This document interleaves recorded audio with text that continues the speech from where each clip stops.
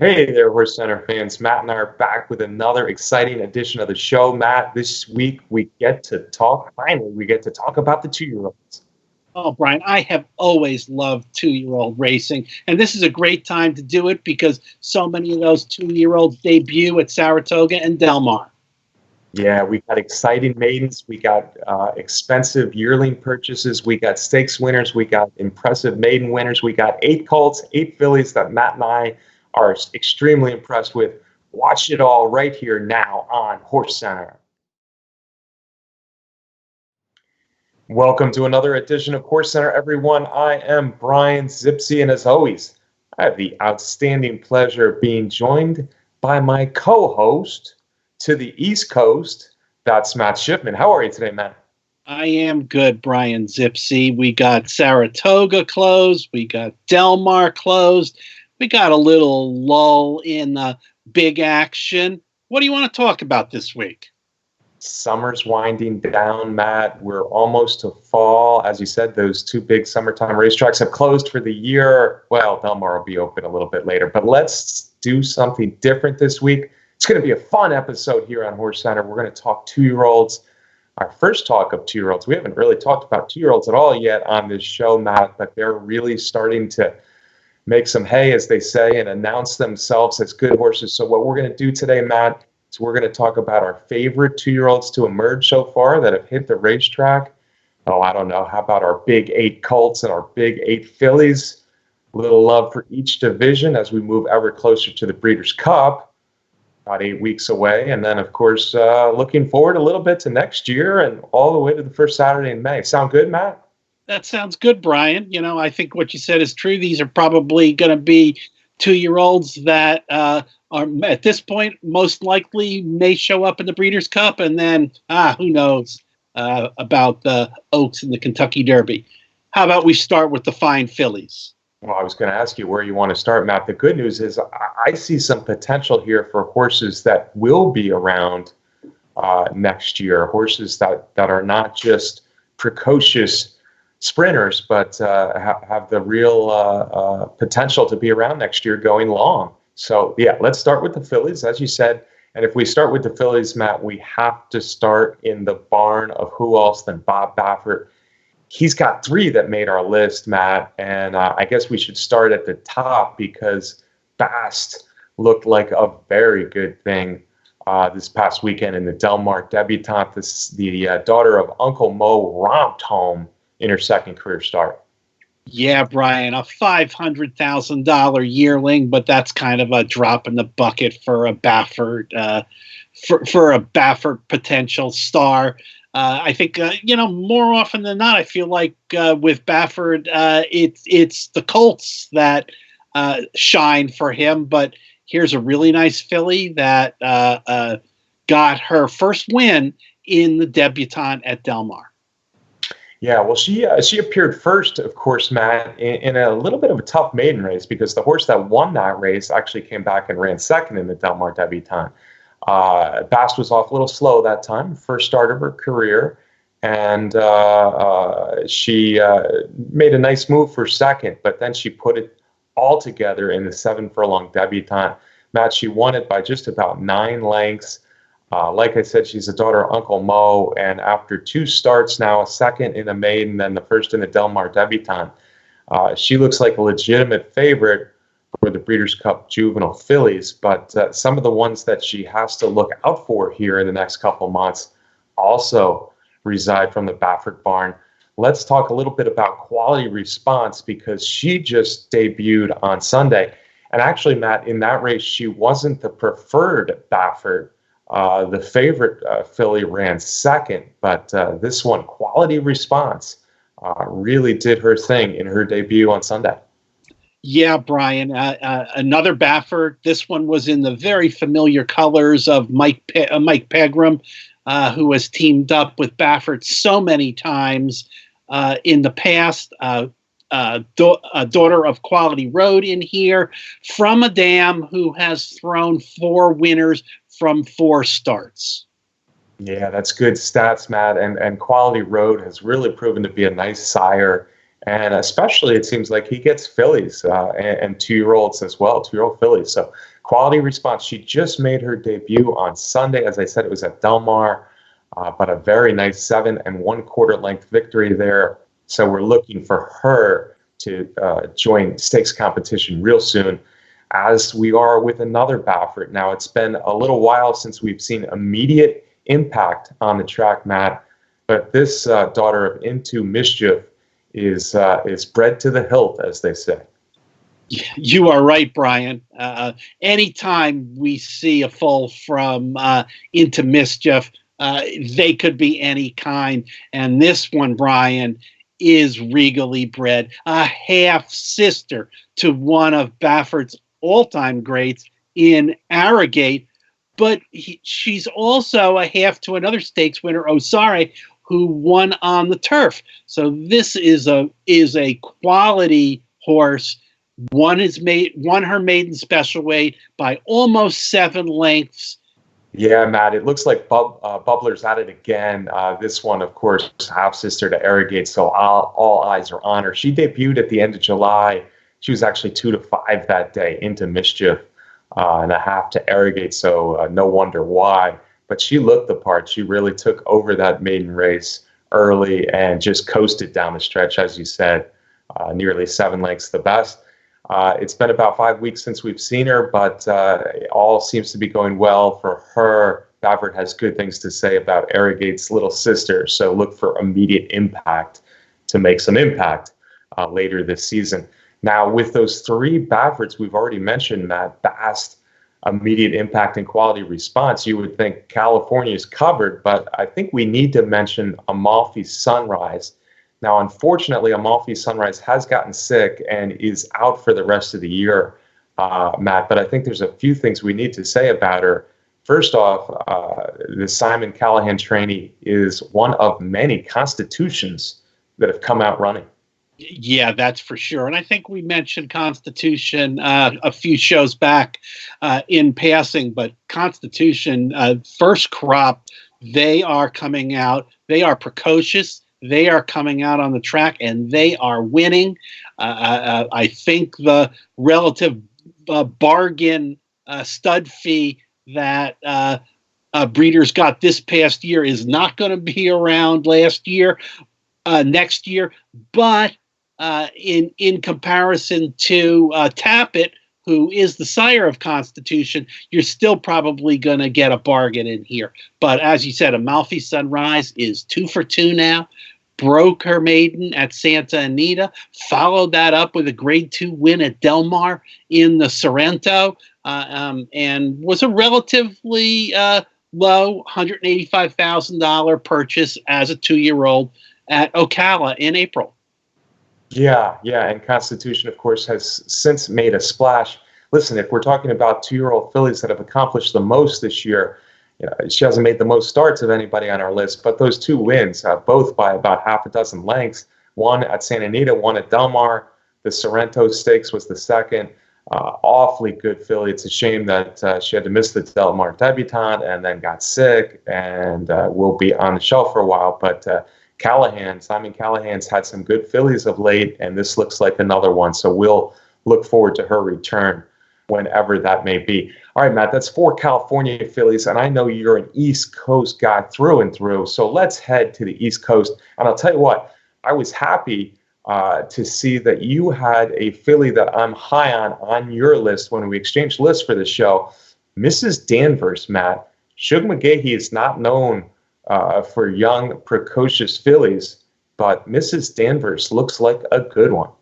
Yep, and we mentioned Tappet. This Mrs. Danvers is a Tappet. She's a gray Tappet, taking after her dad, and as you kind of mentioned, Brian, Shug doesn't usually push young horses, and Mrs. Danvers came back and broke her maiden at Saratoga in her second try after a good effort in her debut, but rarely are Shug's horses ready in their first start. This one looks like the kind that can run and run and run and is going to appreciate more distance. Well, absolutely, Matt. I think that's the key, and that might be why I'm so excited about her. First, you mentioned Shug doesn't really push early, so it was no surprise to see this one, daughter of Tappet out of an Awesome Again mare, run third in her debut. But then she really looked like a classy filly, winning recently at Saratoga in her second career race. Tappet, Awesome Again, for American dirt distance breeding, Matt, I don't know it gets much better than Tappet on one side, Awesome Again on the other side. Mrs. Danvers has every reason to be a slow starter and get better at 3, but she's already good at 2, so look out.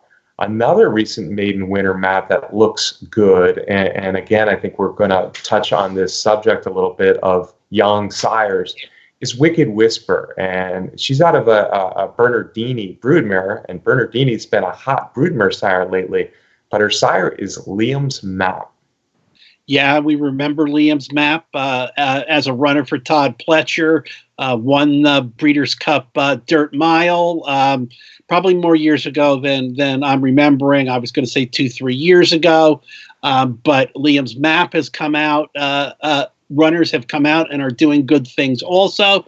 This horse was a $550,000 yearling purchase and is in the barn of Steve Asmussen, who is just loaded with 2-year-olds, both fillies and colts. And I think we'll mention his name as we move on in our show. And Wicked Whisper just broke her maiden up at Saratoga at the end of August.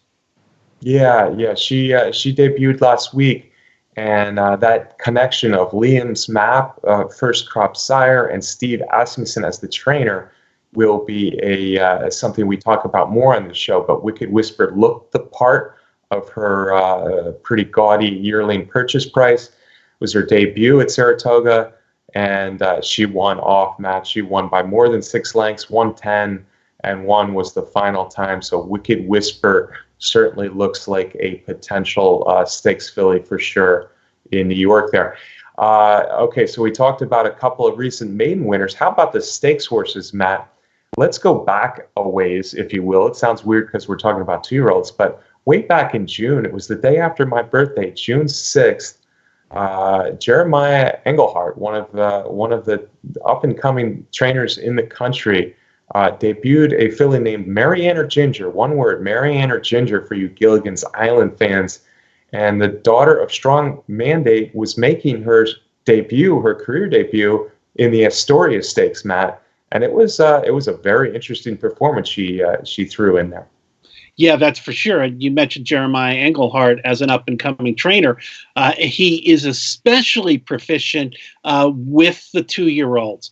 As a matter of fact, I think almost all of his wins at Saratoga this past summer were with 2-year-olds. And you mentioned the victory in the Astoria first start to win a stakes race. I know it was in June, and a lot of the better babies had not come out.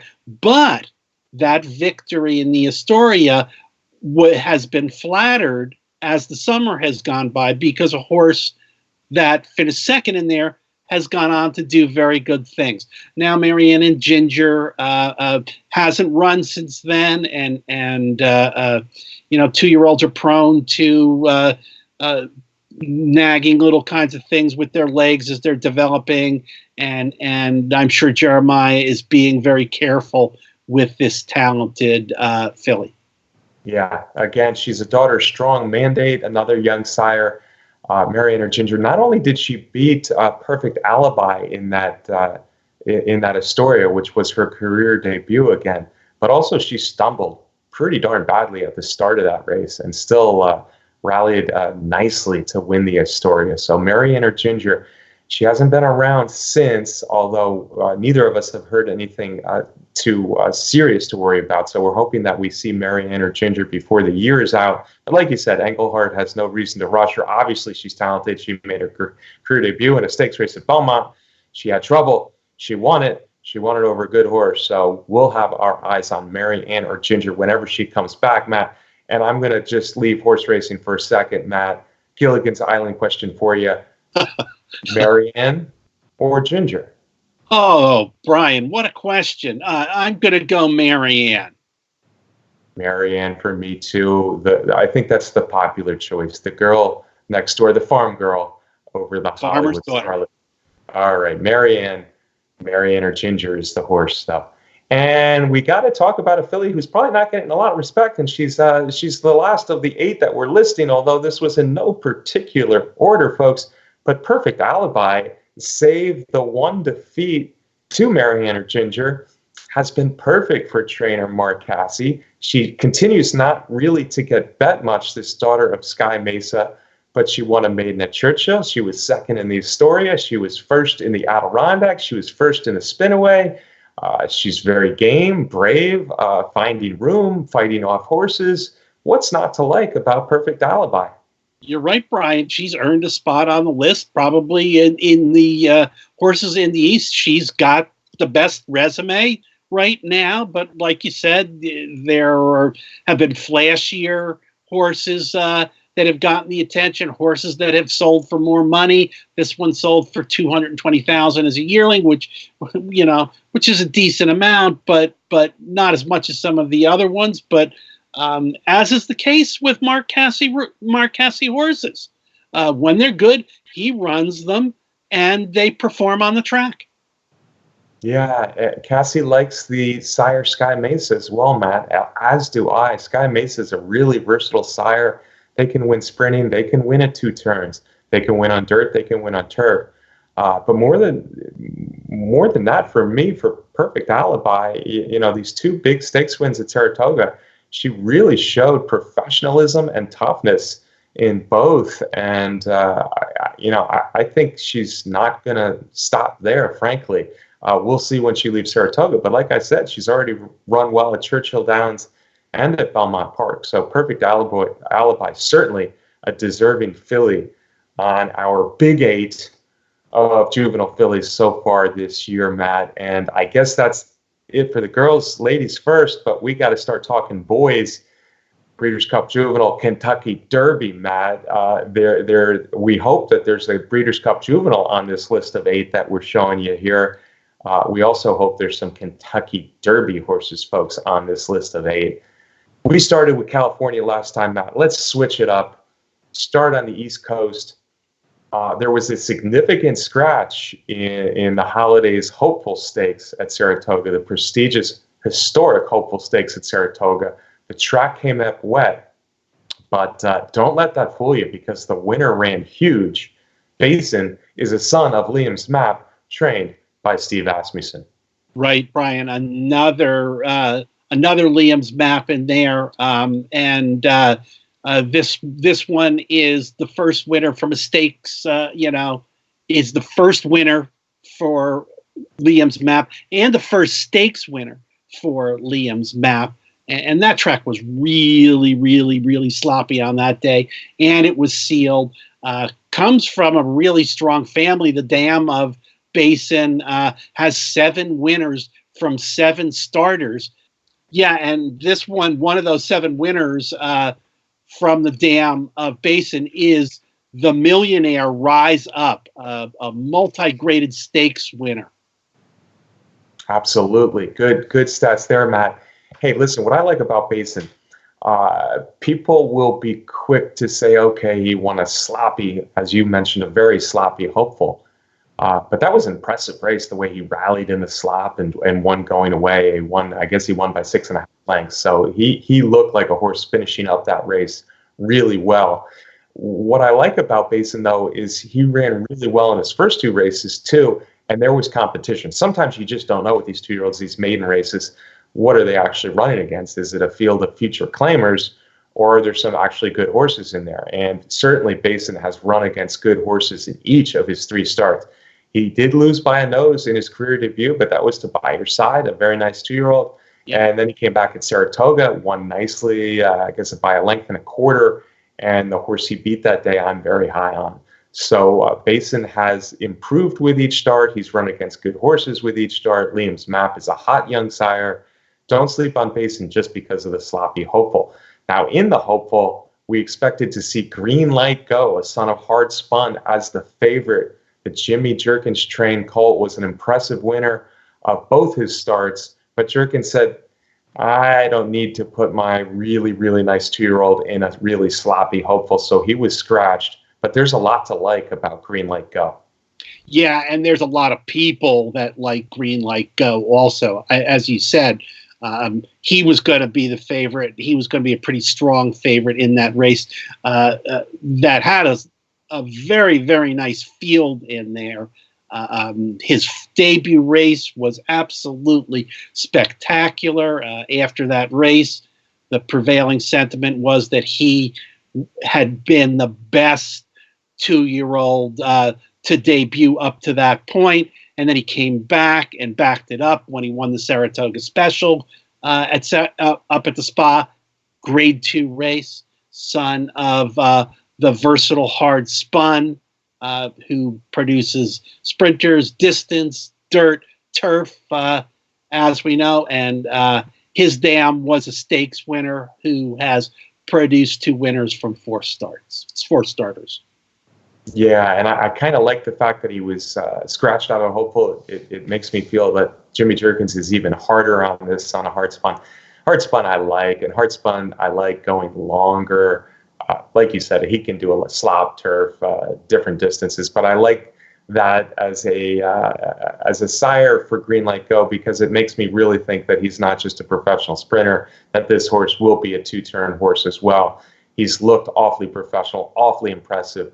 The maiden race, which happened at Belmont, was an easy win. And then he brought it over to Saratoga, and Saratoga Special was pretty equally easy. So Green Light Go, look out for him. Maybe the best 2-year-old in New York so far. I don't think a lot of people would argue that. However, the horse that I kind of talked about a little bit that Basin beat in his second start, I'm high on this one, Matt. Another young sire, Mr. Speaker, another Jeremiah Engelhardt 2-year-old. 3 Technique actually took 3 races to break his maiden, but he was second at Belmont. He was a very good second with traffic behind Basin in a maiden special weight at Saratoga. And then, of course, the recent maiden win, he looked like a runaway freight train coming down the stretch that day, Matt. Yeah, and for all of you football fans out there, you're going to like 3 Technique because Bill Parcells, the former coach of the Super Bowl winning New York Giants, is the owner of 3 Technique. Jeremiah pretty much trains most of Parcells' horses now. One broke his maiden by 5.5 lengths at Saratoga.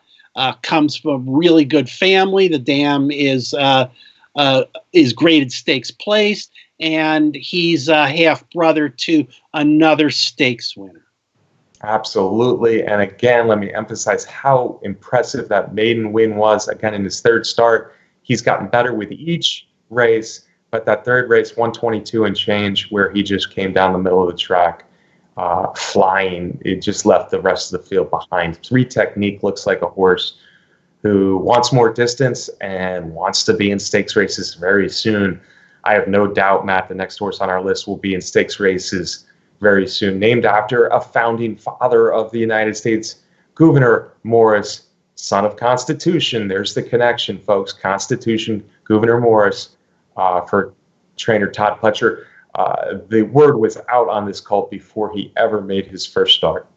Yeah, that's for sure. And I think the connection is that Gouverneur Morris wrote the preamble in the Constitution. Thus, the guy's kind of an interesting choice of names. Todd Pletcher is the trainer of this horse. Very, very high on this son of Constitution. A $600,000 2-year-old purchase, and a half brother to Final Jeopardy, a 3-year-old of pretty good quality, who we recently saw running, I think, second or third in the Dwyer this past summer. But I found it interesting that Pletcher wanted to get this one on the track, and this was ready to run, and he ran him on a sloppy track. He didn't say, I've got this really special horse, the track's wet, I'm going to scratch and wait. Put him out there, and slop didn't bother him, and he won big. Yeah, he won big like Amalfi Sunrise won big in her 2 races. This is the male version, Constitution, as we said, hot young sire. Gouverneur Morris, a founding father of our country, maybe that less people have heard of than Washington or Jefferson or Adams or John Hancock per se. But anyway, Gouverneur Morris won by 9 lengths in that maiden race, fast time, $600,000. Matt said 2-year-old purchase. Pletchers liked him for a while now. Gouverneur Morris looks like the real deal. We'll have to see as he moves up in distance and class and a different track surface, but he sure looked good in his debut. Now, the next horse on our list is a horse that I certainly didn't have on my list. You had on your list, trained by Mark Casse, his son of Tappet. I'm talking about Enforceable. Yeah, Brian, you want to talk about a horse that's regally bred, then we got to talk about Enforceable. And what was interesting is that this 2-year-old won a very rare 1.125 maiden race. They throw a couple of them in there on the dirt at Saratoga, and this guy was a winner of one of them. Let's talk about his bloodlines now. Again, here we are, Brian. Another Tappet, another gray Tappet. But, Brian, this one is a full brother to just a few years back to Mohaymen, and a half brother to New Year's Day, who did good things in the Breeders' Cup and has done good things as a sire also. Yeah, New Year's Day, the sire of Maximum Security. New Year's Day was a champion 2-year-old and Breeders' Cup winner out in California. Mohaymen obviously was a multiple graded stakes winner. So he's a full to Mohaymen, a half to New Year's Day. And this really awesome broodmare, Just Whistle Dixie, was she was no slouch on the racetrack as well. Very nice race mare as well. So the breeding is off the charts, as Matt has said. Now, he has had 4 starts. It took him 4 starts to break his maiden. As Matt mentioned, the last one was a 9-furlong race. So that's interesting. And as we look forward, maybe he doesn't look talented enough or fast enough just yet to compete with the top horses on this list.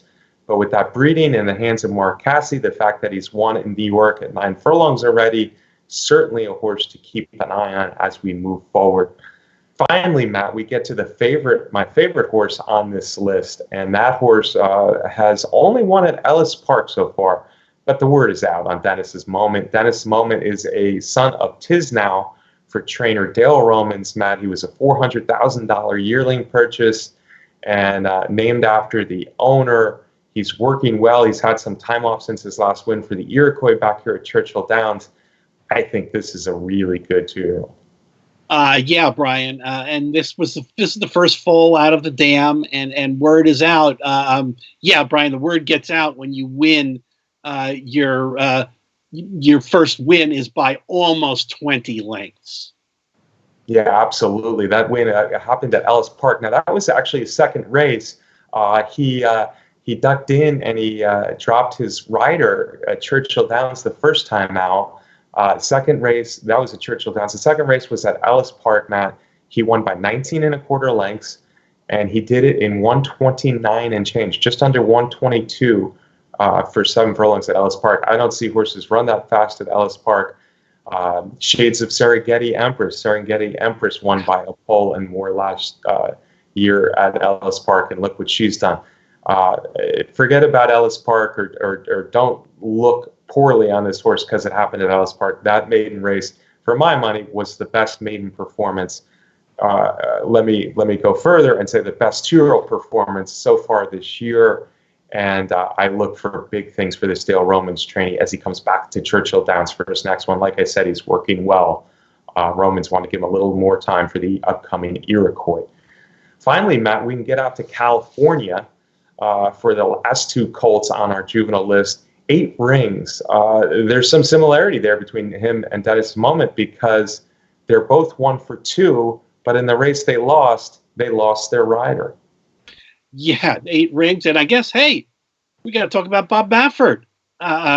This is his only colt that we that we have on the list. He's got more fillies in there. Interestingly, this is a son of Empire Maker, veteran sire, who maybe we don't hear as much as about now when we keep hearing about the young sires like Constitution and Liam's Map and Strong Mandate and others, and one other young sire that we have coming up with our next horse, but debut winner, won by 6 lengths.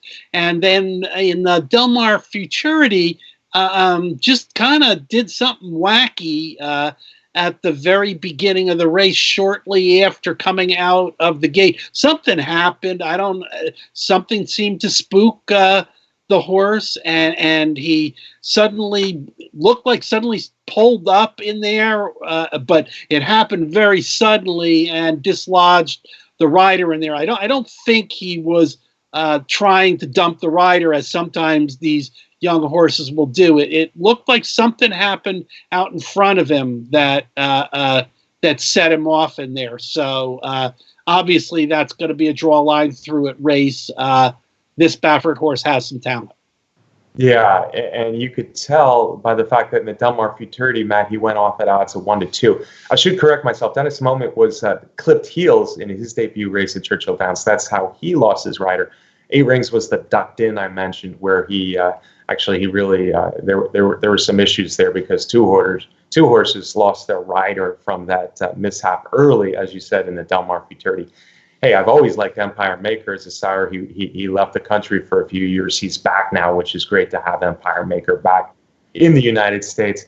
Very impressive maiden winner by more than 6 lengths, as you mentioned, at Del Mar. And then, like I said, 1-2 in the Del Mar Futurity. He didn't get to run very much. Still the most highly regarded Baffert 2-year-old so far that's a run out in California.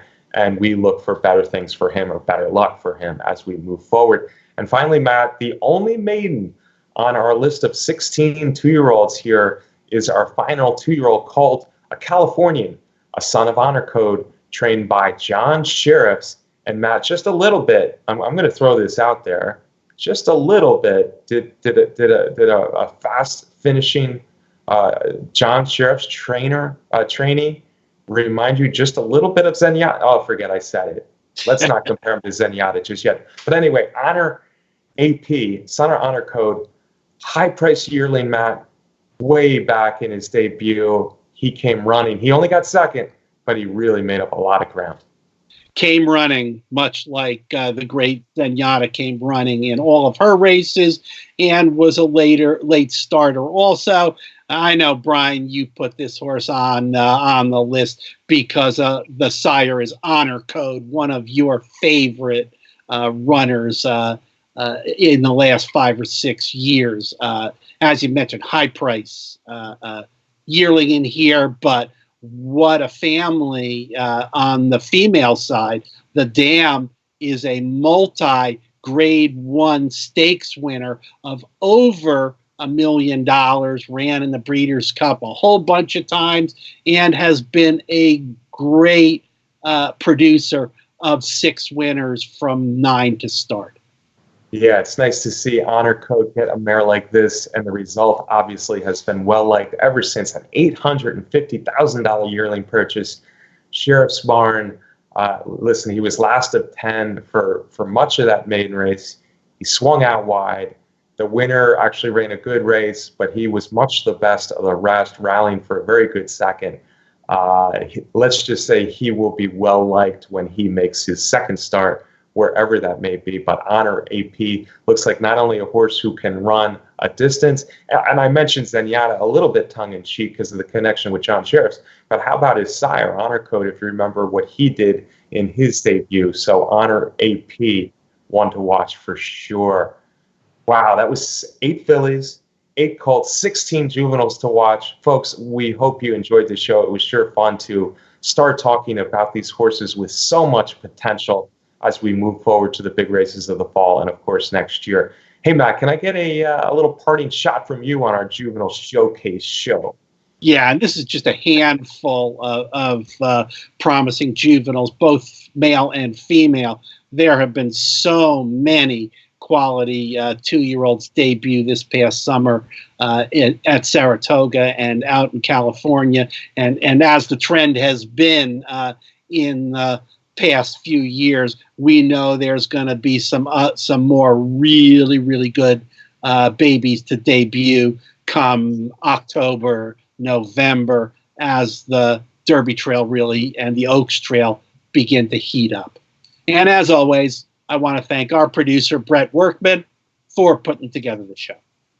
That's right, Matt. 16 here. Hopefully we've touched on 16 stakes caliber horses for now and for the future. But of course, there will be many more. It's an exciting time if you like these 2-year-old races and think about the potential as they move forward. Thanks to Brett. Thanks to you, the viewer, for watching every week. We sure do appreciate you coming on every week to watch our little show here on HorseCenter. Thanks to our sponsor, Derby Wars, the best contest site out there. If you haven't yet subscribed to our YouTube channel here on Horse Racing Nation, we urge you to do so you won't miss another HorseCenter. We got a lot to talk about. Of course, big races coming. Penn Derby is not too far ahead, Matt, and then Belmont, Santa Anita, and Breeders' Cup. So it'll be a jam-packed fall. Once again, right here on HorseCenter. Folks, we'll see you next week. Have a good week.